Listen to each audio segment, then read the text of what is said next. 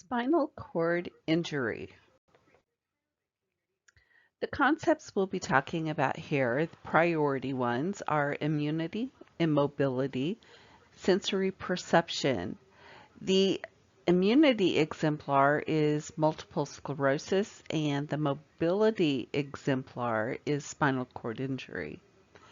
Interrelated concepts are comfort, cognition, and sexuality. Spinal cord injuries are classified as complete or incomplete.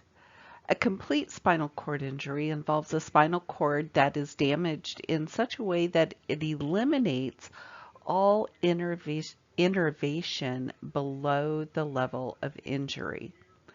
An incomplete SCI allows some function or movement below the level of injury. This is the more common type of SCI. SCIs involve a loss of or decreased mobility, sensory perception, and bowel and bladder control often result. With the mechanism of injury, we have the primary mechanism. This will include hyperflexion, which is caused by a sudden and forceful acceleration of the head going forward. This results in extreme flexion of the neck. Hyperextension is caused by a sudden acceleration and deceleration. Basically, we have that hyperflexion followed by hyperextension of the neck. Axial loading or vertical compression type mechanism is caused by a fall, diving accident, jump, etc., where there is force put directly on the spinal column. We have another mechanism of injury that's called excessive head rotation. This is moving the head too far beyond its normal range. And penetration, which is caused by a bullet or a knife, for example.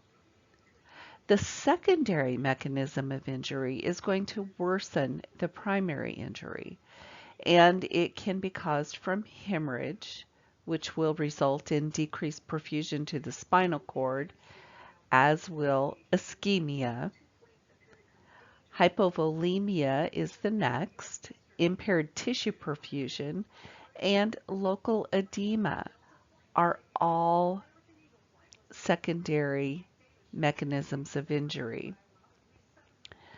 Local edema can actually cause pressure on the spinal cord and can lead to potential ischemia and impaired tissue perfusion.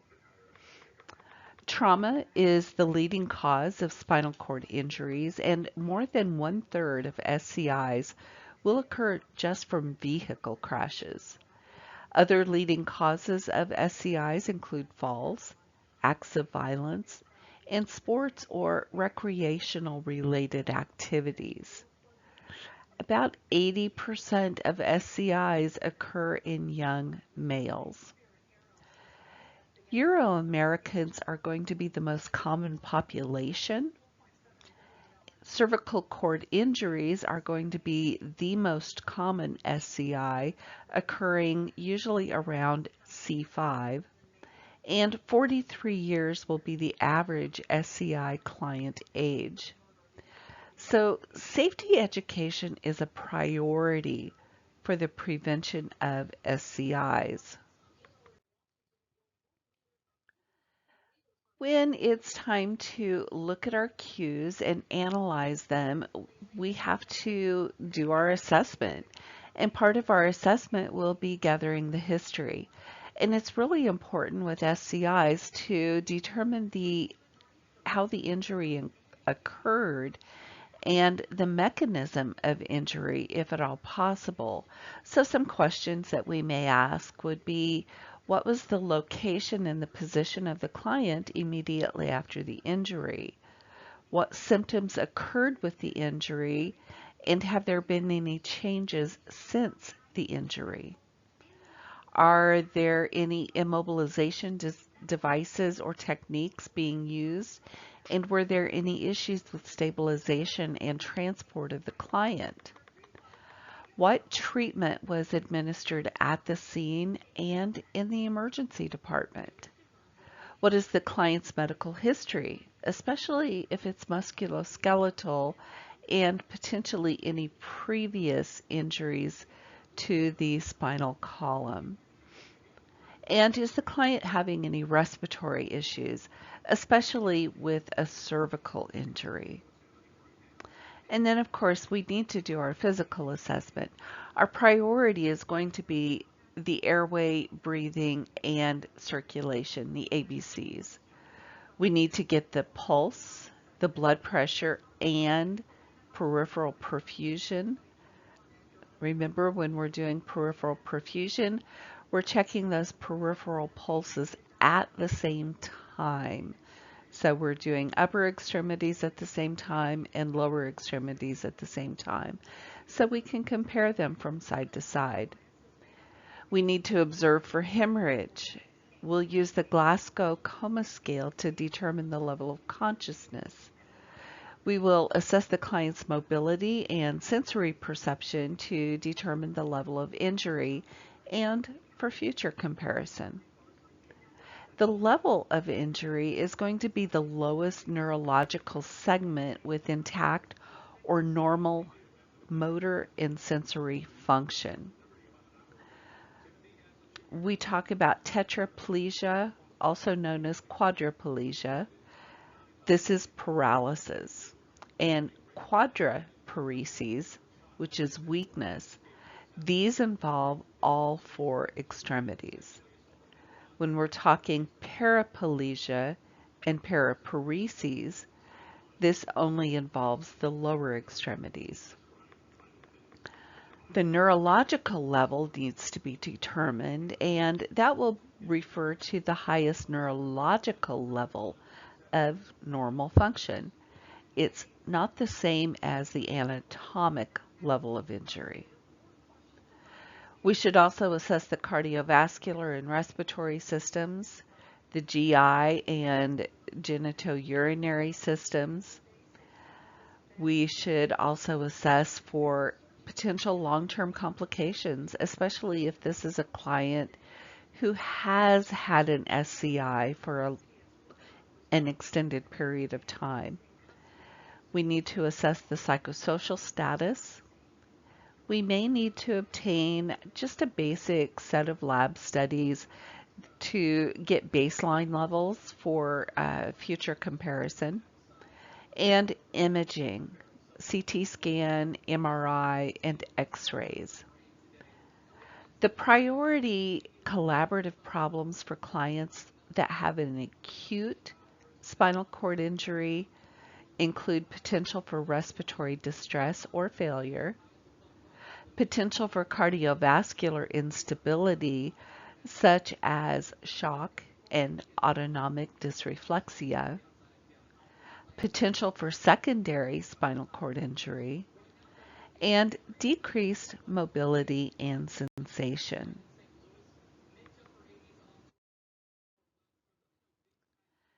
Desired outcomes for the care of clients with SCIs are to stabilize the vertebral column, manage damage to the spinal cord, and prevent secondary injuries. So we need to manage the airway first and foremost.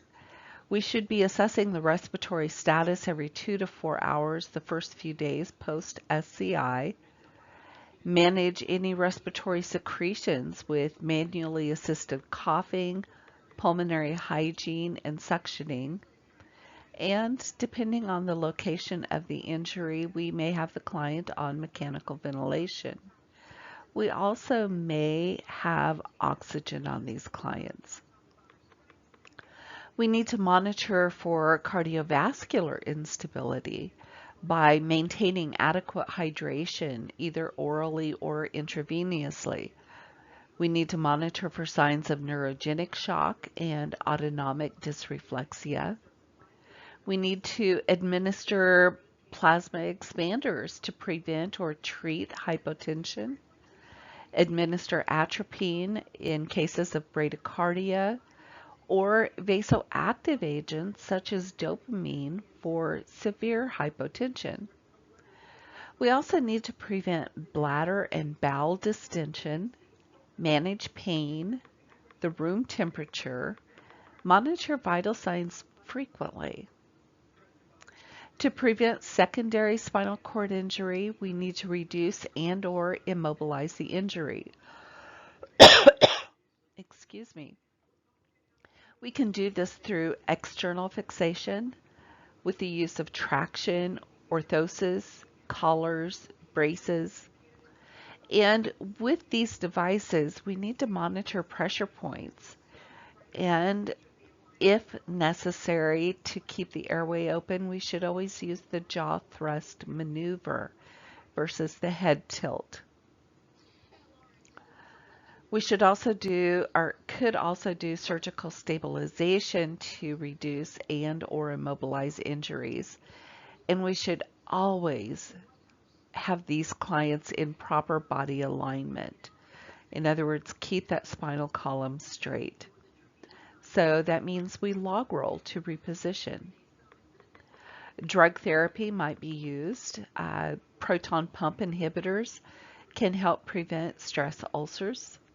Muscle relaxants can help control muscle spasticity. Celecoxib to help prevent and or treat heterotopic ossification. Calcium can help prevent osteoporosis. High-dose corticosteroids may be administered within 24 to 48 hours of injury, and we need to maintain that high PaO2.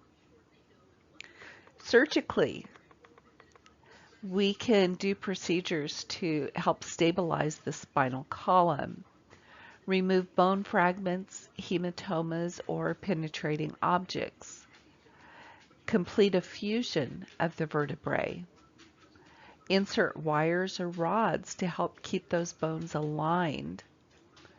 And surgery is usually going to be followed by the wearing of braces to help keep that surgical area mobilized. Then we also need to manage immobility. We need to prevent complications of immobility with repositioning and using pressure relieving devices, administration of anticoagulants, and the wearing of sequential compression devices. We need to do bowel and bladder retraining. This means the client needs to have adequate fluid intake. They may require stool softeners.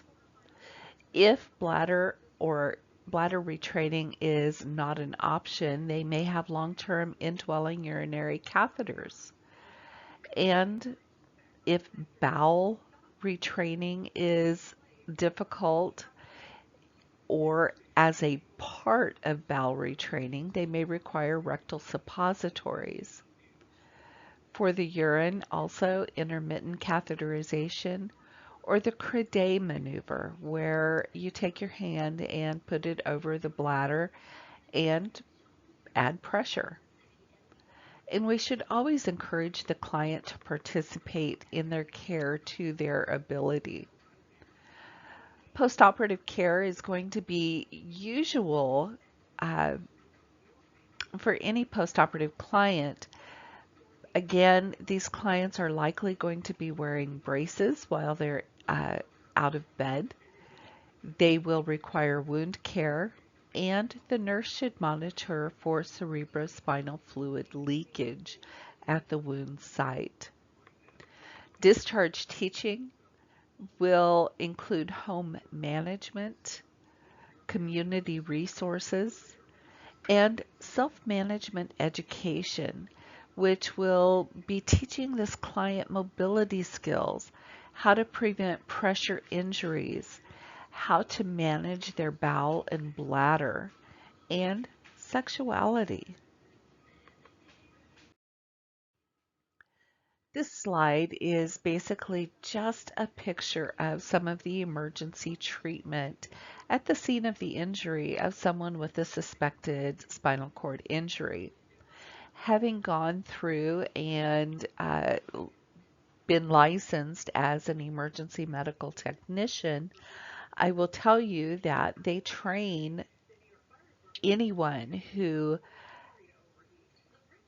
has some type of injury that was not observed. You always, always, always suspect a spinal cord injury until it's ruled out. So that means immobilization of the cervical spine, log rolling, immobilizing the client on a spine board, etc., until injury has been ruled out.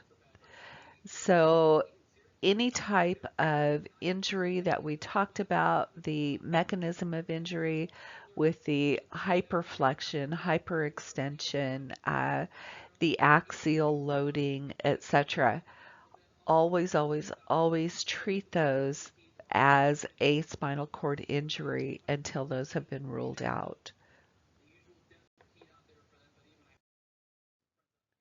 Complications of spinal cord injury include respiratory failure. If that injury is high enough, it can affect the muscles that are required to breathe. Pneumonia, spinal shock, which is a sudden but temporary depression of reflex activity below the level of injury. This may resolve in a few hours, a few days, or a few weeks. Neurogenic shock is a distributive type of shock. It is life-threatening.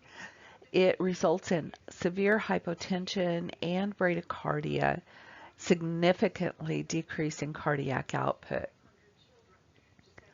Autonomic dysreflexia is another life-threatening emergency, but now we have an excessively high blood pressure, diaphoresis, severe headache, bradycardia.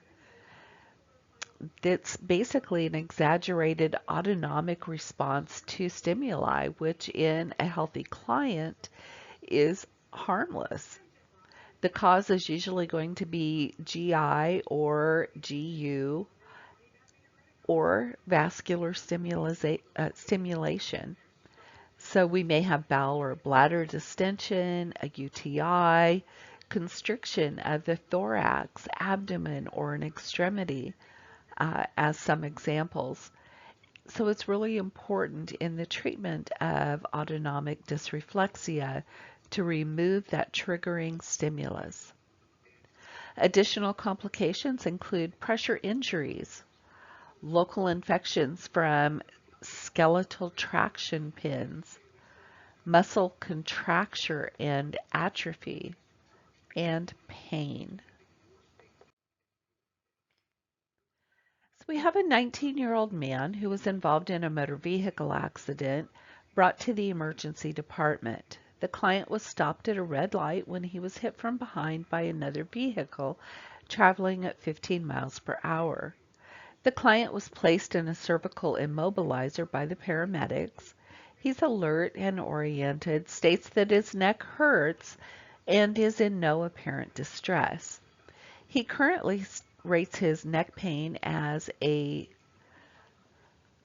5 on a 0 to 10 scale. What assessment should the nurse perform first? Airway, circulation, sensory motor, level of consciousness. The correct answer is A. Even if the client is in no apparent distress, the airway always has to be assessed first. Circulation, level of consciousness, and sensory motor system can be assessed afterward. While the client is monitored in the emergency department, which finding will the nurse immediately report to the provider?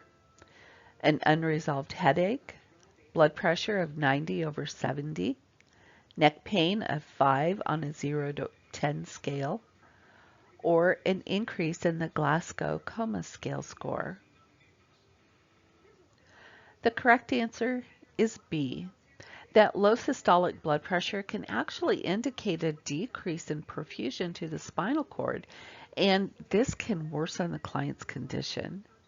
A headache may linger. Neck pain is the chief concern, but it's unlikely to resolve completely while the client's in the emergency department. An increase in the GCS score indicates an improvement in the client's condition. The client is admitted to the orthopedic unit. On assessment, the nurse notes that the client has loss of motor function, pain, and temperature sensation below the level of injury. Sensations of touch, position, and vibration are intact. Which spinal cord syndrome does the nurse suspect? Central cord syndrome, anterior cord syndrome, posterior cord syndrome, Brown-Séquard syndrome. The correct answer is B. With the anterior cord syndrome, a decrease in blood supply to the anterior gray and white matter results in a loss of motor function, pain, and temperature sensation below that level of injury. However, the sensations of touch, position, and vibration are remaining intact. In some of these clients, motor control is recovered. The next morning, the nurse notes that the client's heart rate is 48 per minute and blood pressure is 78 over 66.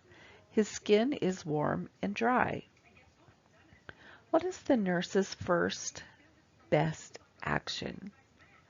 Notify the provider immediately, raise the head of the bed to 45 degrees, apply oxygen at 2 liters per nasal cannula, increase the IV rate from 50 to 75 mLs per hour. The correct answer is A. Manifestations of neurogenic shock should or include severe bradycardia, warm and dry skin, and severe hypotension. The provider should be notified immediately because this is an emergency, and it's best treated by restoring fluids to the circulating blood volume. While increasing the IV rate is a good intervention, going from 50 to 75 mLs per hour is not going to be sufficient, and a physician's order is required to make that adjustment. 10 days later, the client is to be discharged to a rehabilitation facility. The nurse understands which to be realistic initial priorities of care during rehab.